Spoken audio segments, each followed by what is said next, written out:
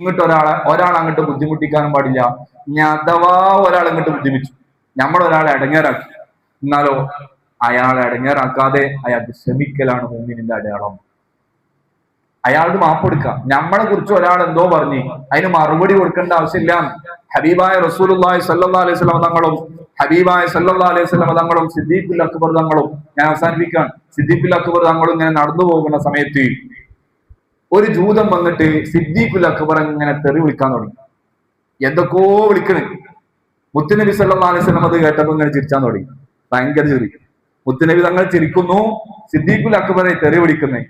സിദ്ദീഖുൽ അക്ബർ തങ്ങളെ അറിയാതെ ഒരു വാക്ക് അയാൾ തിരിച്ചങ്ങോട്ട് പറഞ്ഞപ്പോ തങ്ങളുടെ കോലം അങ്ങോട്ട് മാറി. തങ്ങളൊരൊറ്റ പോക്കാം. അപ്പൊ സിദ്ദീഖുൽ അക്ബർ തങ്ങൾ നിർത്തിയിട്ടു കൂടെ ഓടിപ്പോയി. തങ്ങളെ എന്താ തങ്ങൾ കാണിക്കുന്നത്?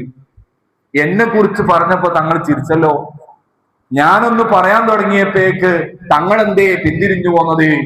ഹബീബായ റസൂലുള്ളാഹി സ്വല്ലല്ലാഹു അലൈഹി വസല്ലം തങ്ങൾ പഠിപ്പിക്കാണ്, ഏതെങ്കിലും ഒരു മനുഷ്യൻ ഒരു മുഅ്മിനായ മനുഷ്യനെ നിസ്സാരപ്പെടുത്തുന്നത്, കളിയാക്കുന്നത്, ചീത്ത പറയുന്നത് കണ്ടാൽ അല്ലാഹു തആല ചില മലക്കുകളെ ആ പറയുന്ന ആളെ ചീത്ത പറയാൻ വേണ്ടി നിശ്ചയിക്കുമെന്ന് ശഫീഉനാ റസൂലുള്ളാഹി.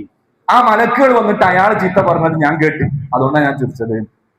എന്നാൽ നിങ്ങൾ അങ്ങോട്ട് തിരിച്ചു പറയാൻ തുടങ്ങിയപ്പോ ആ മലക്കുകളൊക്കെ ആകാശത്തേക്ക് ഉയർന്നുപോയി. ഹദീസിലുള്ള സംഭവമാണ്.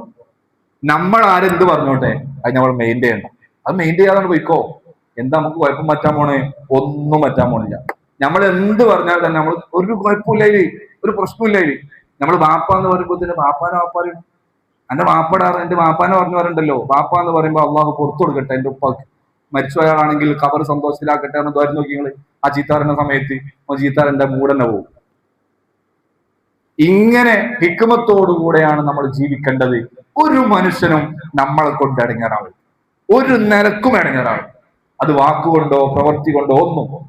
അൽ മുസ്ലിമു മൻ സലിമൽ മുസ്ലിമൂന മിൻ ലിസാനിഹി വയദിഹി. ഒരു മുസ്ലിം, ഒരു യഥാർത്ഥ മുസ്ലിം എന്ന് പറഞ്ഞാൽ മറ്റുള്ള മുസ്ലിമീങ്ങളൊക്കെ അവന്റെ നാവിൽ നിന്നും കയ്യിൽ നിന്നും രക്ഷപ്പെട്ടിട്ടുണ്ട് എന്ന് പറഞ്ഞാൽ ഒരാൾക്കും മോൻ ഇടങ്ങേറുണ്ടാക്കില്ല. ഈ ഒരു കോലത്തിലേക്ക് നമ്മൾ മാറണം. ഇതാണ് മനുഷ്യനെ ബഹുമാനിക്കാന്ന് പറയുന്നത്.